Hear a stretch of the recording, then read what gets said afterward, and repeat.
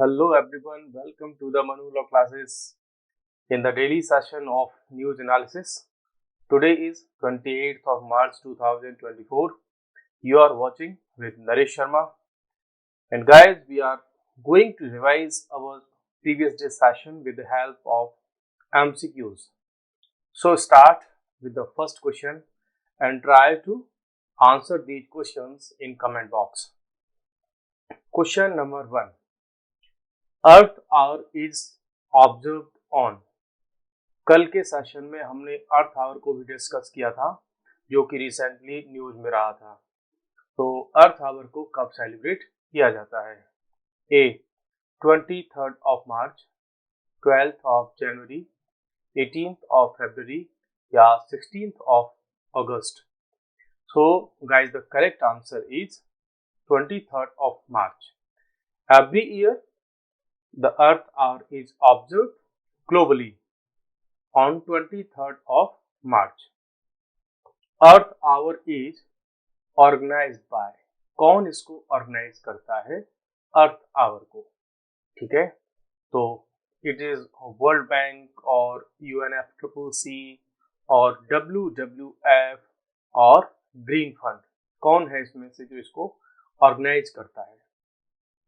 So guys, the correct answer is WWF, World Wide Fund. So the correct answer WWF. या WWF हम boxing या जो मारपीट वाला है उसकी बात नहीं कर रहे, वर्ल्ड वाइल्ड लाइफ फंड की बात कर रहे हैं यहाँ पर। Question number 3. What is done in observance of Earth Hour? जब अर्थ आवर को हम ऑब्जर्व करते हैं, सेलिब्रेट करते हैं, तो इसमें क्या किया जाता है? What is the event which is associated with Earth Hour? Option A, water supply is stopped for 1 hour, lights off for 1 hour, traffic stop for 1 hour या Earth's rotation is stopped। तो इनमें से कौन सा ऑप्शन है जो really correct है कि इस दिन क्या किया जाता है अर्थ आवर वाले टाइम पे? So guys, the correct answer is lights off for 1 hour। Lights को इसमें ऑफ कर दिया जाता है 1 hour के लिए।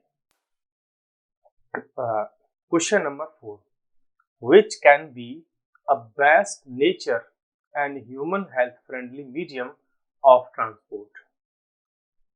तो इतने सारे यहाँ पर ट्रांसपोर्ट के मीडियम्स दे रखे हैं, उनमें से ऐसा कौन सा है जो नेचर के लिए भी फ्रेंडली है और ह्यूमन हेल्थ के लिए भी फ्रेंडली है?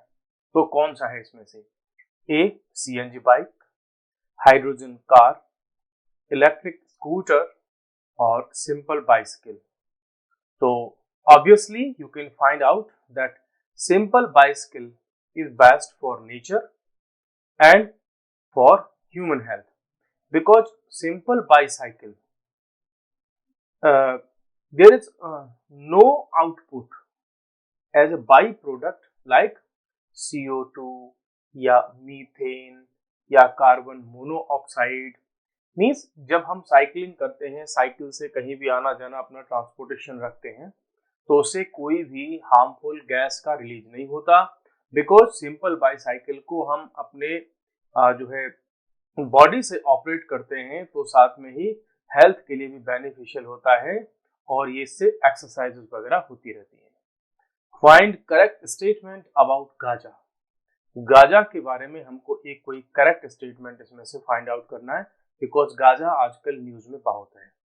Option A, it is a UNO recognised country. क्या ये UNO के द्वारा रिकॉग्नाइज किया गया कंट्री है? या it's a country of Africa. देखो, UNO गांजा कोई कंट्री वगैरह नहीं है, और गांजा एशिया में है, अफ्रीका में नहीं है। It is a city in Syria. No, Gaza Syria की सिटी नहीं है।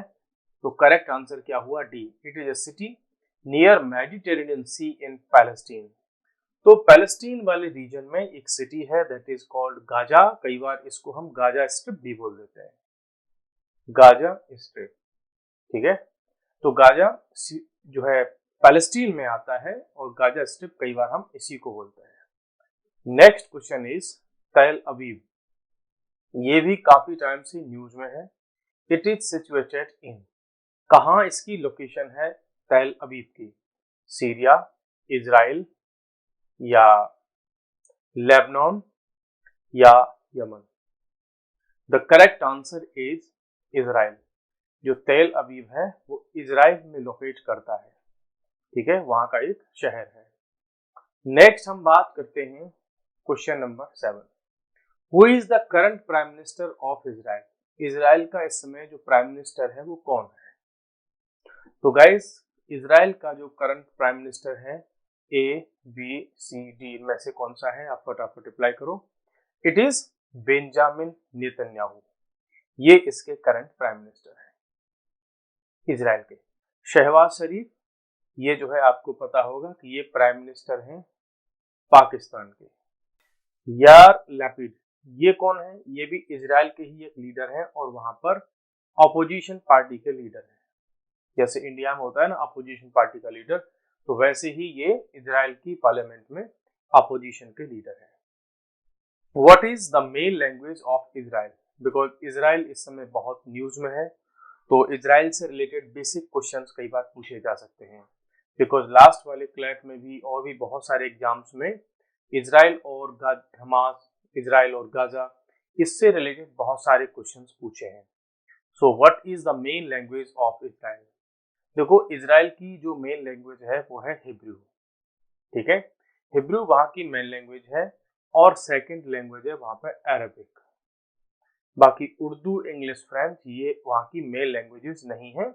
मे बी इंग्लिश वगैरह को वहां पर नॉर्मली यूज कर सकते हैं, जैसे इंडिया में टूरिस्ट वगैरह के लिए इंग्लिश इंडिया में तो बहुत ज्यादा यूज होती है, लेकिन वहां पे हिब्रू उनकी मेन लैंग्वेज है। वहां की गवर्नमेंट की ऑफिशियल लैंग्वेज भी हिब्रू है। नाउ आपके लिए एक क्वेश्चन जिसका आंसर मैं नहीं दूंगा। How many and which are the permanent members of the UNSC? यहाँ पर आपको कमेंट में बताना है कि कितने मेंबर यूएनएससी में परमानेंट मेंबर होते हैं और which are the permanent members. उन परमानेंट मेंबर्स के आपको नेम भी कमेंट्स में लिखते हैं। और ये आपके लिए एक चैलेंज है, बहुत, हालांकि चैलेंज जैसा कुछ है नहीं, बहुत बेसिक सा क्वेश्चन है कि ये जो मेंबर्स है परमानेंट मेंबर्स, इनके नेम्स आपको लिखना है without any Google help. Without help के आपको लिखने हैं और टोटल कितने हैं वो भी आपको बताना है। यूएनएससी की आप वहां पर फुल फॉर्म भी लिख सकते हैं, ठीक है। चलिए, तो अब हम आते हैं आज की अदर इंपॉर्टेंट न्यूज पर। ये हो गया कल का revision and start programme. Start programme इस समय काफी न्यूज में है। व्हाई? देखो, पहले तो हम जान लेते हैं कि ये है क्या, तो आपको आइडिया लग जाएगा कि न्यूज में क्यों है। रिसेंटली जो इंडिया का स्पेस रिसर्च ऑर्गेनाइजेशन है इसरो, उन्होंने जो है कंडक्ट कर रहे हैं वो क्या, स्टार्ट नाम का एक प्रोग्राम इसमें जो है उन्होंने लॉन्च किया है। What is the full form of this START programme? Space science and technology awareness training, ठीक है। इसमें क्या होने वाला है? The Indian Space Research Organisation has launched year 24, ये उन्होंने लॉन्च किया है। What is the objectives of this programme? तो इसके जो ऑब्जेक्टिव्स हैं वो चाहते हैं कि जो अट्रैक्ट हो यंगर पॉपुलेशन, कौन से फील्ड में? Space and science and technology. जो स्पेस साइंस एंड टेक्नोलॉजी के फील्ड में जो इसरो है वो अट्रैक्ट करना चाहता है यंगस्टर्स को। मीन्स नई जो हमारा यूथ है, जो युवा है इंडिया का, that should be attracted towards space science and technology, so we can have a boom and more new ideas, more innovation, ठीक है। तो ये इन्वेंशन वगैरह हो गए, इनोवेशन होगा, वो सब होगा कब? जब यंगस्टर्स जो है स्पेस साइंस और टेक्नोलॉजी की तरफ अट्रैक्ट होंगे और वहां से आएंगे फिर new ideas. Under this programme क्या होने वाला है? Training modules will include introductory level topics. इसमें बेसिक ट्रेनिंग कराई जाएगी, जो यूथ होगा उनको किसके रिगार्डिंग में? Various verticals of space science and technology. इसमें बेसिक टाइप की जो ट्रेनिंग होगी उसको कराया जाएगा यंग स्टूडेंट्स को, और जिससे कि बच्चों को ये बेसिक इंफॉर्मेशन मिले कि इसरो में एक्चुअल में क्या काम होता है। जब बच्चों को ये पता चलेगा स्टूडेंट्स को कि यार ये तो बहुत अच्छा एक करियर ऑप्शन हो सकता है, स्पेस साइंस में रिसर्च एंड टेक्नोलॉजी में रिसर्च, तो फिर वो डिसाइड करेंगे कि हमको तो इसी में करियर बनाना है। There will be sessions on Indian space exploration programmes, जो इंडिया के बहुत सारे स्पेस एक्सप्लोरेशन प्रोग्राम्स होते रहते हैं, जैसे रिसेंटली चंद्रयान 3 हुआ था, उससे पहले हमने मंगलयान रखा था, है ना, गगनयान रखा था, अभी L1 आदित्य इस पर काम चल रहा है। तो इनके बारे में बहुत सारे इसमें इंस्ट्रक्शंस होंगे, मीन्स एजुकेशन दी जाएगी उनके बारे में, रिसर्च अपॉर्चुनिटीज भी उनको मिलेंगी कि कैसे आप इस फील्ड में रिसर्च कर सकते हैं। Post graduate students and final year under graduate students of physical sciences and technology studying in educational institutes, universities, colleges within India are eligible to be considered for training के लिए। तो जो भी students post graduates हैं या under graduate के final year में हैं, ऐसे स्टूडेंट्स इसके लिए जो है एलिजिबल होंगे ट्रेनिंग। तो मींस जो पोस्ट ग्रेजुएट स्टूडेंट्स हैं वो भी, और अंडर ग्रेजुएट स्टूडेंट्स हैं जो फाइनल ईयर में हैं, वो भी इसके लिए एलिजिबल हैं, और स्पेशली जो कि फिजिकल साइंसेस में और टेक्नोलॉजी में जो अपनी ग्रेजुएशन या पोस्ट ग्रेजुएशन में हैं या कर चुके हैं।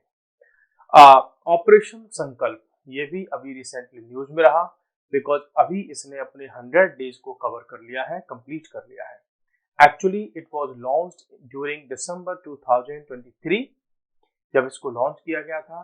क्या है ऑपरेशन संकल्प, लेट्स नो। सबसे पहले हम ये जान लेते हैं कि ऑपरेशन संकल्प है क्या। देखो, ये इंडियन नेवी का एक जो है ऑपरेशन है, एक मिशन है, जो कि 3 रीजन को टारगेट करता है। एक तो गल्फ ऑफ अदन का region, the next is Arabian Sea, and other is the east coast of Somalia. These are the 3 regions where Indian Navy is operating under the Operation Sankalp. What are its objectives? So its objectives were safeguarding India's maritime interest. आपको पता होगा कि जो Arabian सी और उसके आसपास का reason है, स्पेशली जो ईस्ट कोस्ट ऑफ सोमालिया है, उसमें सोमालिया के जो पायरेट्स हैं वो शिप्स को क्या कर ले जाते हैं, वहां पर उनको हाईजैक कर लेते हैं। अभी रिसेंटली पाकिस्तान का एक शिप उन्होंने हाईजैक कर लिया। इंडिया की नेवी ने बहुत सारे जो पायरेट्स हैं उनको पकड़ रखा है, इस समय अरेस्ट कर रखा है। और क्या इंटरेस्ट है हमारे, काउंटरिंग मैरीटाइम थ्रेट्स। अब उस एरिया में जितने भी थ्रेट्स हैं उनको काउंटर करना, थॉटिंग रिसर्जेंस ऑफ पायरेसी, जो पायरेसी को बढ़ावा मिल रहा है, कहीं से प्रमोशन मिल रहा है, उसको रोकना, significantly fighting narcotics trade in Indian Ocean region. You know कि इंडियन ओशियन रीजन में जो नार्कोटिक्स ट्रेड का जो इलीगल जो मींस नेक्सस बना हुआ है, उसको भी कंट्रोल करना, उसको डिस्ट्रॉय करना, उससे फाइट करना, this one is also the objective of Operation Sankalp. So there are multiple objectives of Operation Sankalp, you can easily find out. So sometimes these kind of news or current affairs become important for your examination point of view. तो वहां पर basic से question ऐसे कुछ पूछ लिए जाते हैं, और जब हम ऐसी बेसिक इंफॉर्मेशन को हम जानते हैं, थोड़ा उसकी स्टडी करते हैं, तो उसी से हमारा जो जीके है, जनरल नॉलेज है, वो धीरे धीरे स्ट्रांग होता है। और जनरल नॉलेज का मतलब ओनली फैक्ट्स का कलेक्शन नहीं होता। It does not mean that you only cram the facts from Google और other various sources, but the main purpose of general knowledge और general studies is to be aware about what is being happen in the world or in our environment or in our society, and how we can solve those problems and what can be the way forward for such kind of problems. जब आप बहुत सारी situations को, problems को जानते हैं global level पर, then your mind, your point of view becomes broader, so you can understand the global problems, national level problems और लोकल सोसाइटी से रिलेटेड जो प्रॉब्लम्स होती हैं उनको भी आप आइडेंटिफाई कर पाते हैं। सो अभी जो हम ऑपरेशन संकल्प की बात कर रहे थे, इससे रिलेटेड थोड़ा सा हम ज्योग्राफिकल रीजन को भी देख लेते हैं क्या है वो। इधर आपका अफगानिस्तान हो गया, यहाँ आपका इंडिया हो गया, इधर आपका ये जो गल्फ के कंट्रीज हो गए, इधर ईरान वगैरह हो गए, यहाँ आपका पाकिस्तान हो गया, और ये हो गया आपका सोमालिया जो कि अफ्रीका का एक कंट्री है। ठीक है, इस रीजन में क्या करते हैं, जो सोमालिया के पायरेट्स हैं, है ना, वो इस रीजन में क्या करते हैं, बहुत सारे शिप्स को हाईजैक कर लेते हैं, उनका जो भी उसमें जो गुड्स होता है उसको लूट लेते हैं, और जो क्रू होता है, मीन्स जो शिप को ऑपरेट करने वाला स्टाफ होता है, उसको कई बार जो है मीन्स उसका मर्डर कर देते हैं, उनके वेपन्स लूट लेते हैं, उनसे मनी गुड्स वगैरह सब कुछ लूट लेते हैं, इवन पूरे के पूरे जो शिप होता है उसको भी वो ले जाते हैं। So this is the reason where Indian Navy is operating under Operation Sankalp, especially to control or to destroy the pirates from Somalia or other regions. So this was the Operation Sankalp.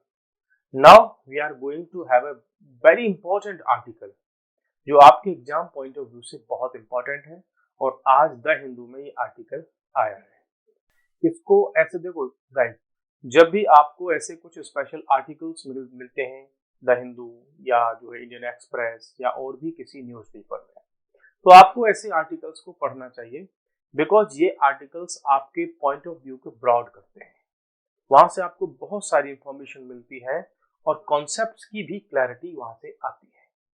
So first of all हम start करते हैं इस article को। इसका जो title है the politics of humanitarian add.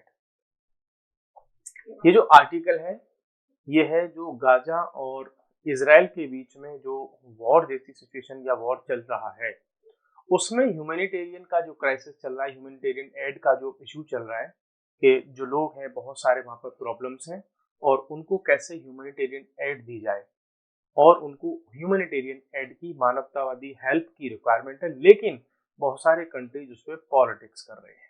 ठीक है, तो ये इसका मेन जो है थीम है इस आर्टिकल की। So start from the first paragraph. जब यूनाइटेड स्टेट्स का सेक्रेटरी ने रिसेंटली अभी कहा था कि जिनका नाम क्या है, एंटोनी ब्लिंकन, उन्होंने कहा that 100% of the population is Gaza is severe level of acute जो है फूड इनसिक्योरिटी। ये कह रहे हैं कि गाजा की जो पॉपुलेशन है, वहां की 100% के आसपास जो पॉपुलेशन है, वो वहां पर सीवियर फूड इनसिक्योरिटी में जी रही है, बिकॉज उनके बीच में वॉर चल रहा है, तो इस पॉपुलेशन को फूड, एसेंशियल मेडिसिन वगैरह वो सब नहीं मिल पा रहा है। और ये अपने आप में बड़ी बात इसलिए हो जाती है बिकॉज जो यूएसए है वो हमेशा इजराइल को सपोर्ट करता है, और इस बार इजराइल के ही जो ऑफिस होल्डर्स हैं, ऑफिस बियर्स हैं, जब वो अगर ऐसी बात कर रहे हैं तो इसका मतलब कुछ और ही वो मैसेज देना चाह रहे हैं। ये फर्स्ट टाइम हुआ है कि पूरी की पूरी पॉपुलेशन को इस तरह से क्लासिफाई कर दिया गया है कि 100% पॉपुलेशन फूड इनसिक्योरिटी से परेशान है, उनको फूड नहीं मिल पा रहा है। प्लस दूसरी तरफ क्या किया है कि जो यूएस कांग्रेस है, यूएस कांग्रेस का मतलब है यूएसए की पार्लियामेंट, उन्होंने जो फंडिंग है, रिलीफ फंडिंग जिसको बोलते हैं, यूएन रिलीफ फंडिंग, इसके लिए एक एजेंसी है यूनाइटेड नेशंस की जिसका नाम है UN relief and works agency, that is UNRWA। इसकी जो फंडिंग होती है, यूएसए काफी फंडिंग करता है इसमें, और यूएसए ने इस बार इसको 25 मार्च तक के लिए, वो भी मीन्स 25 मीन्स नेक्स्ट ईयर के मार्च तक के लिए उसकी फंडिंग को रोक दिया है। तो इट मीन्स अब इनके पास में काफी फंडिंग की प्रॉब्लम भी होने वाली है इस एजेंसी के पास में।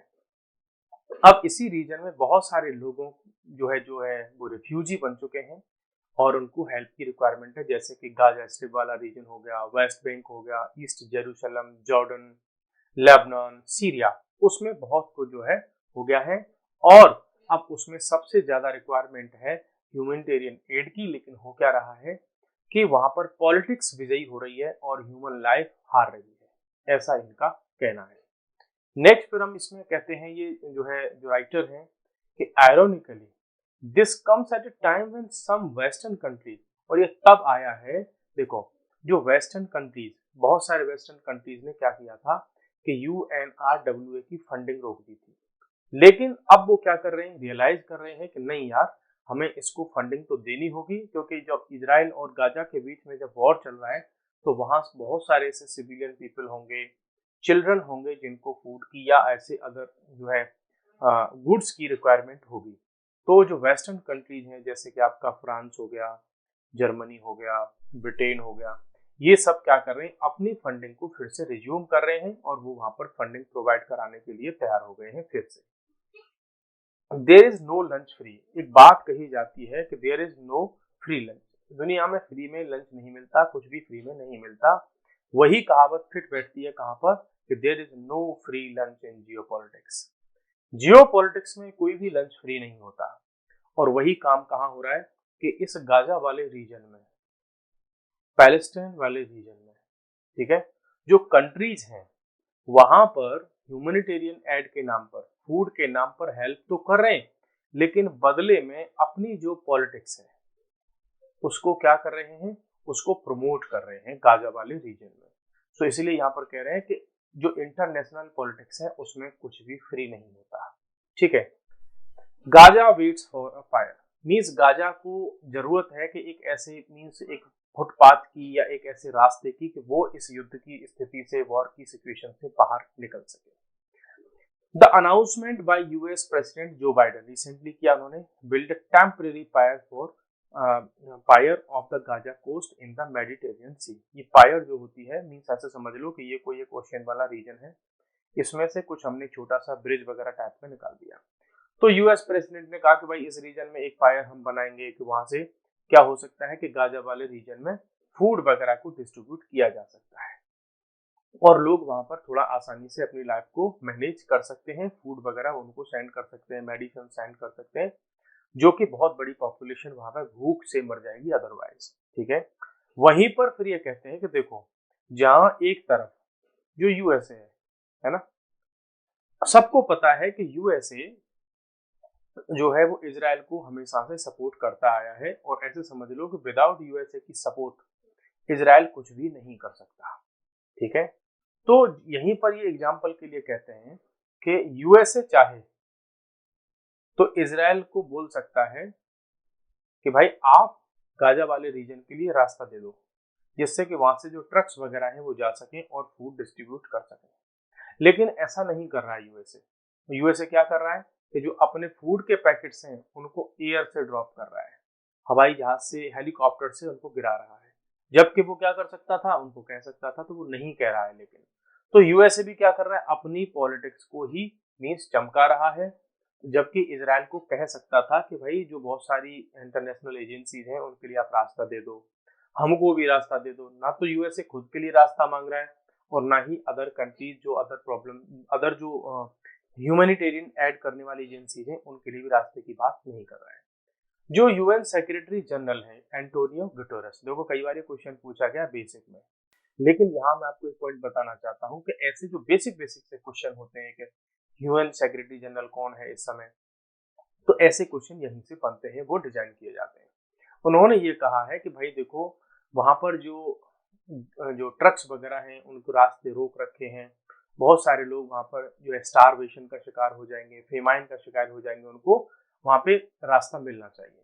प्लस यूएन सेक्रेटरी जनरल कह रहे हैं कि भाई देखो, अगर आप वहां पर ह्यूमैनिटेरियन एड नहीं पहुंचेगी तो ये तो क्लियरली इंटरनेशनल लॉ का वायलेशन माना जाएगा, और इंटरनेशनल लॉ का वायलेशन है। ठीक है, और जो गाजा के लोग हैं, पैलेस्टीन के लोग हैं, वो अभी क्या कर रहे हैं, इंतजार कर रहे हैं ह्यूमैनिटेरियन एड का। जबकि रिसेंटली मैंने भी डिस्कस किया था, इस पर हमने एक सेशन भी लिया था, पूरा यूट्यूब पर वीडियो भी बनाया था कि जो इंटरनेशनल कोर्ट ऑफ जस्टिस है उसमें एक केस फाइल किया था साउथ अफ्रीका ने इजराइल के अगेंस्ट में। तो इंटरनेशनल कोर्ट ऑफ जस्टिस ने ऑर्डर दिया था कि भाई इजराइल जो है वो पैलेस्टीन के लिए ह्यूमैनिटेरियन एड के लिए रास्ता दे दे, है ना। लेकिन उसके बावजूद भी अभी ऐसा ऑन ग्राउंड पे नहीं हुआ है। ठीक है, तो ये वाला प्रॉब्लम भी यहाँ पर हमको देखने को मिल रहा है। बट फर्स्ट, जो इजराइल जो है, यहाँ से हमको क्लियर पता चल रहा है कि ना तो इजराइल ने ICJ international court of justice के इस जो है ऑर्डर को माना, ना ही अभी रिसेंटली यूएनएससी में भी एक रेजोल्यूशन आया था जिसमें ये कहा गया था कि जो इजराइल है वो अपने वॉर को रोक दे, ज्यादा नहीं तो रमजान के टाइम के लिए रोक दे, और लोगों को जो बेसिक अम्यूनिटीज हैं वो सब पहुंचने के लिए जो है रास्ता दे दे। लेकिन फिर भी अब ये कितनी बड़ी बात है कि जो यूएनएससी, जिसको पूरे वर्ल्ड में सबसे ज्यादा पावरफुल माना जाता है, वो भी इजराइल को नहीं रोक पाई उस रीजन में युद्ध को रोकने के लिए। अब यहाँ पर ये एग्जाम्पल देते हैं इस बात का कि देखो, जो पॉलिटिक्स है ना, वो कभी भी पीछे नहीं रहती, वो कभी छुपती नहीं है और पॉलिटिक्स हमेशा होती है, कोई भी इसमें चूकता नहीं है। जब जब जिसका भी फायदा होता है वो पॉलिटिक्स को यूज कर लेता है। यहाँ एग्जाम्पल दे रहे हैं ये कि जब श्रीलंका में लिट्टे ने अटैक्स वगैरह किए थे, वहां पर लिट्टे का और श्रीलंका की गवर्नमेंट का आपस में वॉर चल रहा था, बैटल चल रहे थे, तो उस समय इंडिया में जो तमिलनाडु है, तमिलनाडु की स्टेट गवर्नमेंट ने 2008 में 80,000 फैमिली पैकेट्स वहां पर भेजे थे फूड के। ठीक है, तो ये एक्चुअल में फूड नहीं भेजा था उन्होंने, फूड तो ठीक है भेजा, लेकिन फूड के साथ में एक मैसेज दिया था। इसी को पॉलिटिक्स कहते हैं। एक मैसेज दिया था कि इंडियन गवर्नमेंट अपने तमिल के लोगों की केयर करती है और उनके लिए चिंतित है। तो यहाँ पर जो राइटर वो ये कहना चाह रहे हैं कि इस तरह के जो फूड पैकेट वगैरह डिस्ट्रीब्यूट करना, ये केवल फ्री में फूड नहीं दिया जाता, बल्कि अपने पॉलिटिकल जो मैसेज होते हैं वो दिए जाते हैं। तो इंटरनेशनल पॉलिटिक्स में, इंटरनल पॉलिटिक्स में और जो डोमेस्टिक पॉलिटिक्स होती है उसमें हमेशा ही इसी तरीके के मैसेजेस वगैरह दिए जाते हैं। Recently we can find out another example when in 2022 में जो तमिलनाडु के चीफ मिनिस्टर थे एम.के. स्टालिन, उन्होंने 10,000 टन्स ऑफ फूड भेजा था श्रीलंका के लिए। आपको पता है कि रिसेंटली 2022 से 2023 इस बीच में श्रीलंका में फाइनेंशियल क्राइसिस हुआ, तो यहाँ से फिर से मैसेज दिया तमिलनाडु गवर्नमेंट ने कि हम अपने तमिल लोगों के लिए चिंतित हैं और हम उसका हमेशा उनके साथ में खड़े हुए हैं। वही मैसेज इंडिया ने भी दिया जब कोविड-19 का दौर आया। तो कोविड-19 में जो वेस्टर्न कंट्रीज हैं उन्होंने अपने यहाँ जो वैक्सीन बनाई थी उन सबकी होर्डिंग कर ली थी, मीन्स उसको स्टॉक में अपने में रख लिया था, किसी को दे नहीं रहे थे अपनी दादागिरी दिखाने के लिए। वही इंडिया ने क्या किया कि India send vaccines to over 100 countries, showed compassion in the diplomacy. तो इंडिया ने भी अपनी डिप्लोमेसी को यहाँ पर शो किया और 100 कंट्रीज को उन्होंने क्या किया, जो वैक्सीन भेजी थी। तो इससे इंडिया की भी क्या हुई, इंटरनेशनल लेवल पर एक इमेज निकल करके आई कि इंडिया एक बड़ा कंट्री है और वो पूरे वर्ल्ड को कई समय पर हेल्प भी कर सकता है। अब जैसे ही ये बात करते हैं अफगानिस्तान की, अफगानिस्तान का एग्जाम्पल लेते हैं। जब when India was in UNSC, India जो है नॉन परमानेंट मेंबर के तौर पर 21 से 22 के दौर में रहा है, ठीक है, तो it has on numerous instances been witness to aid being used as a political weapon. ये कह रहे हैं कि इंडिया ने भी बहुत सारी जगह पर अपने जो एड जो किसी को भी दी तो उसको भी एक पॉलिटिकल वेपन की तरह यूज किया। फॉर एग्जाम्पल, जब P5 मेंबर्स, जिनको हम परमानेंट 5 बोलते हैं, परमानेंट मेंबर्स होते हैं जो यूएनएससी में, ठीक है, अभी पीछे वाले उसमें क्वेश्चन मैंने पूछा था तो उसका आंसर आपको यहाँ मिल गया। जब उन कंट्रीज ने प्रेशर बनाया था others to establish political relations with Taliban, ठीक है, तो उन्होंने प्रेशर बनाया था कि भाई कोई भी कंट्री तालिबान के साथ में रिलेशन ना रखे, ठीक है, लेकिन उसी समय पर तालिबान के लिए फूड वगैरह की, मनी वगैरह की सपोर्ट यूएनओ से भी आ रही थी, इंडिया से भी जा रही थी, ठीक है। तो एक तरफ तो हम तालिबान का वहां पर अपोजिशन कर रहे थे, लेकिन वहीं साथ में हम उनको फूड वगैरह की सप्लाई भी दे रहे थे।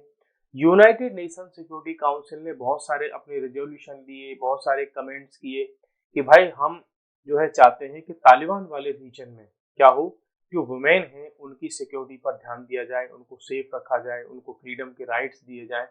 अब यहाँ पर ये बोलते हैं कि देखो 2021 से लेकर अब तक बहुत सारा मनी, बहुत सारा फूड प्रोडक्ट्स, बहुत सारा ग्रेन्स आज तक जो है तालिबान को भेजा जा रहा है फ्री में, और जो वहां पर वुमेन की जो पॉपुलेशन है वो उनकी जो स्थिति है दिन पर दिन खराब होती जा रही है, डिटोरिएट होती चली जा रही है, लेकिन फिर भी उनको सप्लाई जो है, उनकी एड जो है वो अभी तक तो बंद नहीं की है।